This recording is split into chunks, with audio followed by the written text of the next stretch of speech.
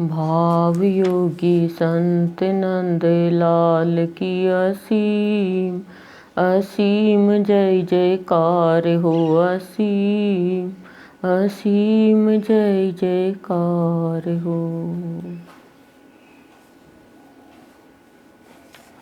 आज की सतगुरुदेव की 214 नंबर की अमृतवाणी है। दिख मतलब क्या तरीके से चल रही है, एकम से लेकर 12 को 12, 13 को 13, आज चतुर्दशी है तो 214 है। 11 को 11 नंबर की 214 नंबर की सज आओ मुरझाओ क्यों। प्रश्न किया है, कब तक व्याकुल, फिर प्रश्न कर लिया, आया अंत अब तो शांत। आया अंत अब तो शांत। क्या कहना चाह रहे हैं सदगुरुदेव? प्रश्न कर लिया मनुष्य से कि सज आओ मुरझाओ क्यों, कब तक व्याकुल, आया अंत अब तो शांत। कह रहे हैं सदगुरुदेव, अपना अनुभव लिखा गुरुदेव ने कि लोगों को देखा होगा घूमते फिरते सत्संग में आने वालों को, इनको, कि अंत आएगा शांत होगा।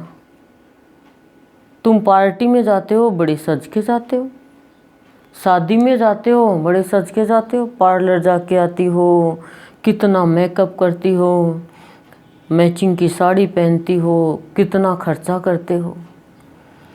कहीं पे भी जाते हो बाहर में, कोई भी बुलाओ में तो सज के जाते हो, भारी साड़ी, चेहरे पे एकदम लिपस्टिक और श्रृंगार, कितना चूड़ियाँ गहना सब पहन के जाते हो अलग से। तो तुम मेरे सत्संग में क्यों नहीं सज के आते? मेरे सत्संग में तो तुम मुरझा के आती हो। कोई दुख है, कोई चिंता है, कोई परेशानी है, कोई विकार है, कोई क्रोध से मुरझा गया, कोई ईर्ष्या से मुरझा गया, कोई दूसरे की उन्नति देख के मुरझा गया, कोई दूसरे को आगे बढ़ते देख के मुरझा गया, कोई किसी की प्रशंसा सुन के मुरझा गया।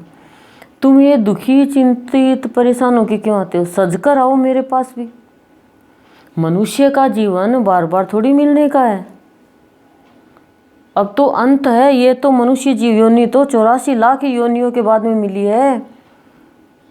अब कोई गाय पशु है, कोई पक्षी है, कोई कीट पतंग है, उनके थोड़ी कोई श्रृंगार कर देगा, कोई मांग भर देगा, कोई चूड़ी पहना देगा, कोई पायल पहना देगा, कोई लिपस्टिक लगा देगा। कौन करेगा उनका श्रृंगार?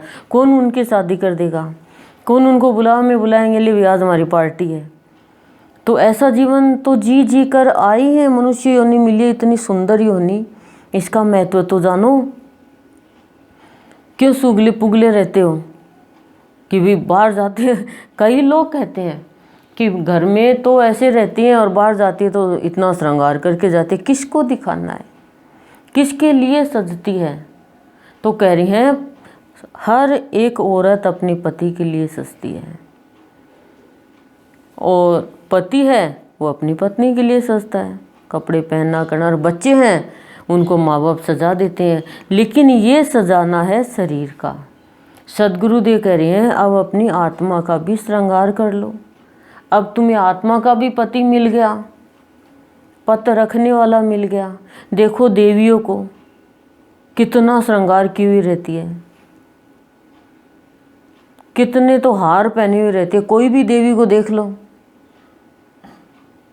लक्ष्मी जी को देख लो, सरस्वती जी को देख लो, पार्वती को देख लो, दुर्गा को देख लो, किसी को भी देख लो, चाहे कोई भी देवी को देख लो, कोई भी देवता को देख लो, कितना श्रृंगार, मोटे मोटे हार रही कैसे।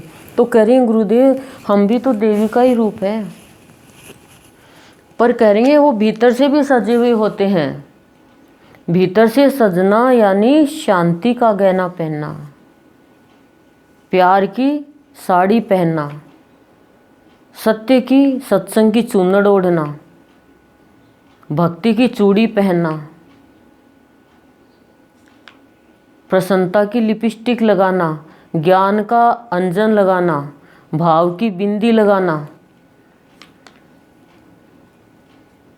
श्रद्धा की अंगूठी पहनना, विश्वास की पायल पहनना और निष्ठा का मंगलसूत्र पहनना, ये है अलौकिक श्रृंगार।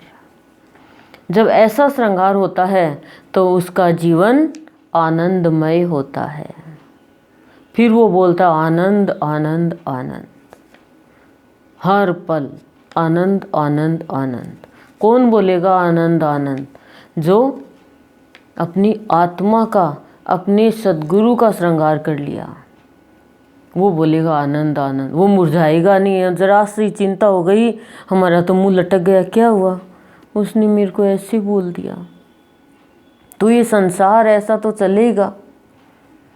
है तो हंसी की बात है। एक बार एक छोटी सी ननद और बाहर, घर के बाहर बैठ गई, तो कहा कि बाहर क्यों बैठी है तू? दादाजी आए तो बोले मैं भाभी से नाराज़ हो रही हूँ। बोले क्यों? बोले भाभी बोली कि तेरो नाक देख जा चकड़ा पचूसी चाल है। तो बोले तो बेटा तू भी तो कुछ बोली होगी। बोला हाँ। बोले मैं बोली तेरी आँख देख जाना दुई चुई खिले, तो बेटा बराबर होगी। लेकिन आजकल क्या श्रृंगार है, अच्छा ऐसे कहा, उसकी ये हिम्मत, ऐसे कैसे कह दिया। प्राणी दूसरे की सोचता ही नहीं है और सोचता है कि मेरा भगवान श्रृंगार कर दे। जैसे किसी के भी प्रति कोई कान भर देता है, उसकी तहकीकात तो करनी चाहिए, उसकी वास्तविकता तक तो जाना चाहिए, उसकी डेप्थ तक तो जाना चाहिए, गहराई तक तो जाना चाहिए कि कहाँ पर सत्य है और कहाँ पर असत्य है। इस बात को तो जानना चाहिए। अब जैसे ये महामारी चल रही है, लोग चेक करके पर्चा लगाते हैं कि इसको क्वारंटाइन करना है। ऐसी थोड़ी कोई कर देंगे बिना चेक किए, नेगेटिव है पॉजिटिव है। जब तक उनको ये नहीं पता चलता कि इनकी नेगेटिव रिपोर्ट है, तब तक पर्चा लगाए रखेंगे। लेकिन कान का प्राण इतना कच्चा है कि उसको ये कह दे कि इसने ऐसा कर दिया तो वो नेगेटिव ही ले लेगा, वो देखेगा नहीं, परेशान हो जाएगा और रिजल्ट सुना देगा कि अच्छा ऐसी बात है, चलो ठीक है। तो वो प्राणी कभी भी सज नहीं पाता, वो सजा पाता है। गुरुदेव ने कहा संत कभी सजा नहीं देते, लेकिन प्रकृति नहीं छोड़ती। जो कर्म हम कर रहे हैं उन कर्मों का रिजल्ट तो हमें मिले ही मिलेगा। अब हम नंगे पैर चलेंगे तो कांटा चुभे ही चुभेगा। चप्पल पहन के चलेंगे तो हम फटाफट चल पड़ेंगे। बिना कपड़ों के हम सर्दियों में जाएंगे तो ठंड लगे ही लगेगी,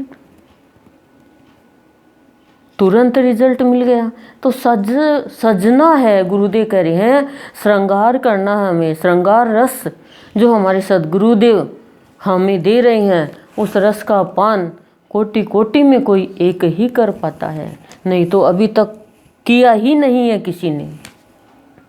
जिस दिन गुरुदेव अपना श्रृंगार रस का पान करा देंगे और श्रृंगार रस से भर देंगे, उस दिन जीवन सज जाएगा। श्रृंगार जिस दिन हो जाएगा उस दिन विकार नहीं रहेंगे, उस दिन विकार नहीं रहेंगे। अब श्रृंगार तो खूब कर लिया और गुस्सा आ रहा तेज, तो वो श्रृंगार की क्या कीमत है। तो ये जीवन है, भगवान ने हमें सजा के भेजा है। किससे सजा के भेजा है? 2 आँख दी, सुंदर नाक दे दिया श्वास के लिए, होठ दे दिए, कान दे दिए, ललाट दे दी, आईब्रो दे दी, पलक दे दी, ठुड्डी दे दी, गाल दे दिए, सुंदर चेहरा सज गया। सिर के ऊपर बाल दे दिए, बालों से कितनी सुंदरता होती है। कि कंठ दे दिए, कंधा दे दिया, हाथ दे दिए, उंगलियां दे दी, कितना सजाया है भगवान ने पूरा शरीर, कितना श्रृंगार। और अंदर भावना दे दी, कोमल कोमल भावना। भावना नहीं दे दे तो क्या होता, विचार नहीं दे दे तो क्या सजते हम? नहीं सज पाते। पर इस श्रृंगार को नहीं देख पाते हैं हम। और फिर प्रकृति ने आंखों के लिए काजल बना दिया, सोना दे दिया कि नाक में पहनो, कान में पहनो, गले में पहनो, टिक्का लगाओ, ये रखड़ी लगाओ, चूड़ियाँ पहनो, अंगूठी पहनो, कितना श्रृंगार करो। कितना वो लिक्विड चीज़ दे दी कि लिपस्टिक लगाओ, होठ किसी के लाल नहीं है तो होठ लाल कर लो, सुंदर कर लो। कितने पाउडर क्रीम बना दिए कि चमड़ी को कितनी भी सुंदर कर लो। कितने कपड़े सुंदर सुंदर बना दिए, लेकिन फिर भी प्राणी मुरझाया हुआ रहता है अभाव में। मेरे पास ये नहीं है, मेरे पास ये नहीं है, मेरे पास ये नहीं है, दुख में चिंता में, तो वो अपने जीवन की कीमत नहीं कर पाता। जो सदगुरु ने हमें गहना दिया उससे हम सज जाए। चलो ये भी नहीं सज पाए तो भाव निर्जन की अमृतवाणी से सज जाओ, मीठा बोल करके, प्यार से बोल करके, अच्छा व्यवहार करके से सज जाओ। तो कह रही है फिर क्या होगा? बोला व्याकुल नहीं होगा तू, फिर अंत आएगा ना तब शांत होगा। उससे पहले तू शांत हो जा। व्याकुल क्यों हो रहा है? क्यों बेचैन हो रहा है? क्यों दुखी हो रहा है? क्यों चिंता कर रहा है किस चीज़ की? तेरे हाथ में है क्या? तू श्रृंगार कर ले भक्तों के जैसे, फिर देख उस ईश्वर का खेल कैसे करता है तेरे से वो मेल।